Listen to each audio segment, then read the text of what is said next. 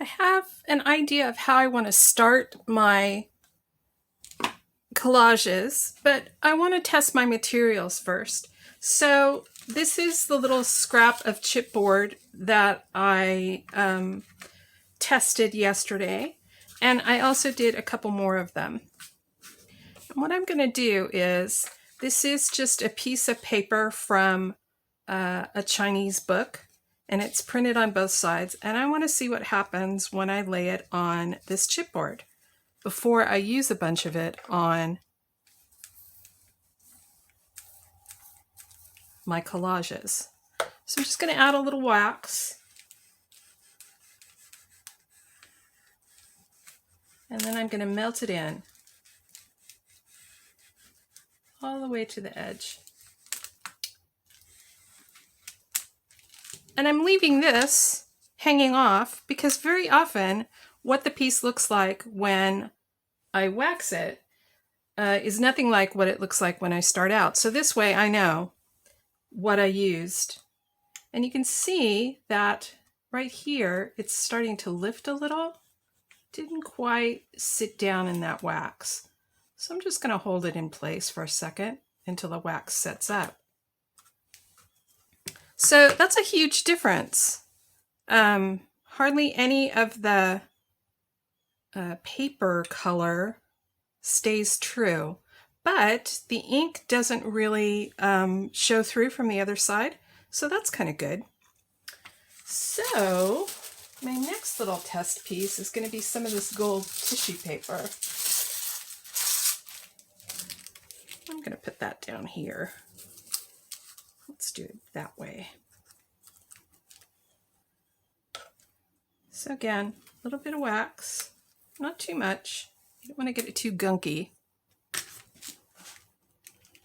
And then I'm just gonna heat it up. And if you get too much on, I'm using the edge of my iron to kind of slide it off the edge. Heat it up and slide it off. Be sure to move your piece out of the way, otherwise you'll end up with extra wax all along the edge.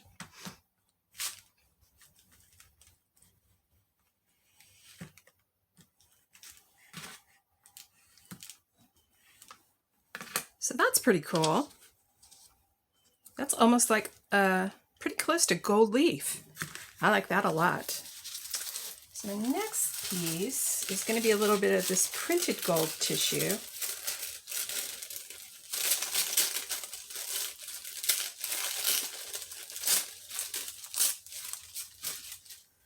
And I left this empty spot in the middle because I wanted to see what it looks like both on the solid gold and on the print. So, and this will give me a chance to show you what happens when you warm up multiple layers. So when I put this iron down, it's going to heat the whole piece. It's not going to just heat the wax that I put on. It's also going to liquefy the stuff that's underneath. So I want to be very quick about this.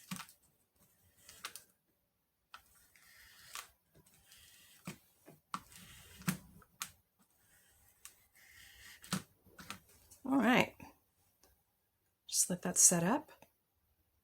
So it looks like over the chipboard, the off-white of the paper turns a little bit brown. That's kind of cool. And you can definitely see the gold is like floating right on top. So that's kind of cool. And then up here, it lets a little bit of the text show through, but not a lot. And down here, it lets a little bit of the gold paper show through, but not a lot. So those are the three papers I'm going to use for my background on the collages. I like those a lot. So while I'm thinking of it, I just want to show you one more thing, and that is, if I totally hate all of this, I can heat it up and lift it right off.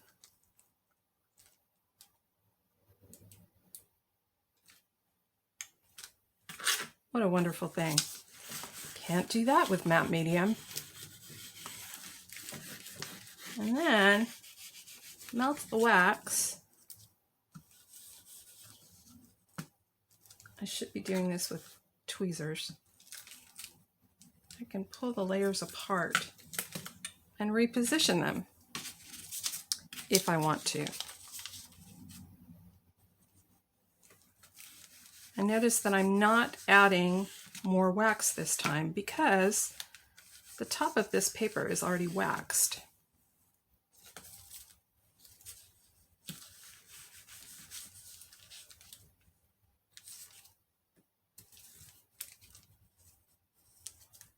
Probably want to do this one next, right? And I am putting these back exactly where they were, but if I wanted to do something else, I could. And I'm keeping an eye on the edges to make sure that they're all sitting in wax, that I'm not getting any sort of lift. And let's do, I can't tell which side is unwaxed. I think it's this side.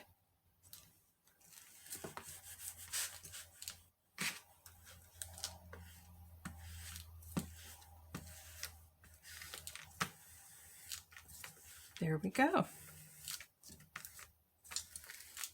And see, I got this too hot and it's starting to lift up out of the wax. So I need to heat it up and push it back in. So you want to work fast and you don't want to work too hot. This is a tea bag wrapper. It's actually the wrapper that my morning tea came in. And I have a whole stack of these. Every so often, I just drop my tea bags into a glass bowl instead of into the trash or into the compost pile. And then I flatten them out and save them as art papers. So, tea bag papers are pretty strong. And they're also fairly transparent. So, I'm going to stamp on this. My ink pad isn't very wet.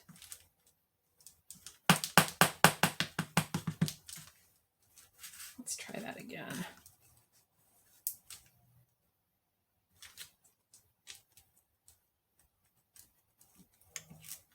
No, not great, but I'm going to tear this one out.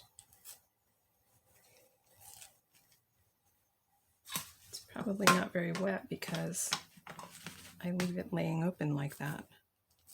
And also, I don't do a lot of rubber stamping anymore. And let's put this right here on something solid. And I'm not even sure I need any of this wax on here, but I'm going to put it on anyway.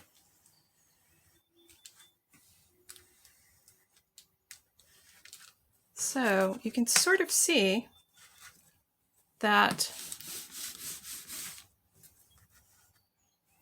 inked character right there. So I'm going to hunt around for a wetter ink pad and see if I can get something going here that will allow me to apply some words.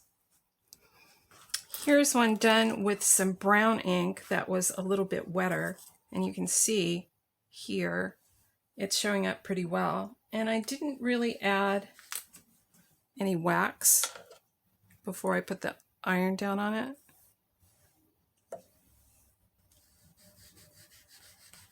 But that tea bag paper almost disappears, leaving the ink floating there. So that'd be a great way to add images or words or whatever without obliterating your background.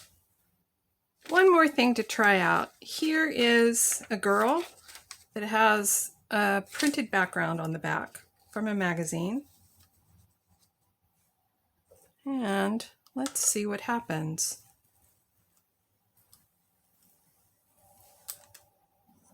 So I'm not trying to cover her with wax. I'm just trying to lay down a little bit.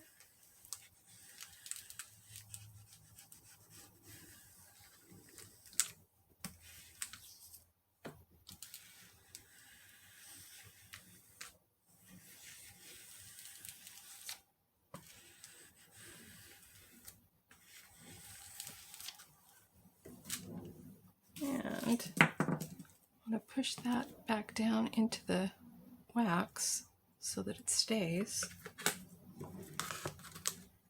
And then I'm going to flip her over and use my junky scissors to trim away the edge.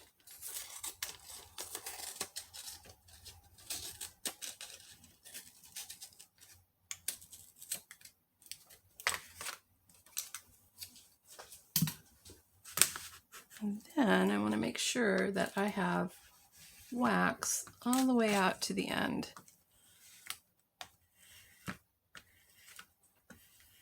You can see that using the iron, rubbing back and forth, I've maybe lifted a little bit of the ink off of this drawing, which is kind of cool because it gives it sort of an aged look. So I'm not mad at that. I kind of like it. And working with wax is kind of embracing the things that happen as you apply layers.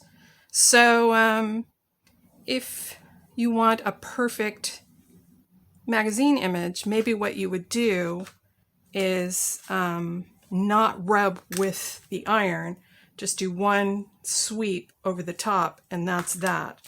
I can never seem to do that. I rub back and forth and move the wax around until it gets kind of flat and even. Okay, I think that's enough testing. I think now I am probably ready to move on to actual collages.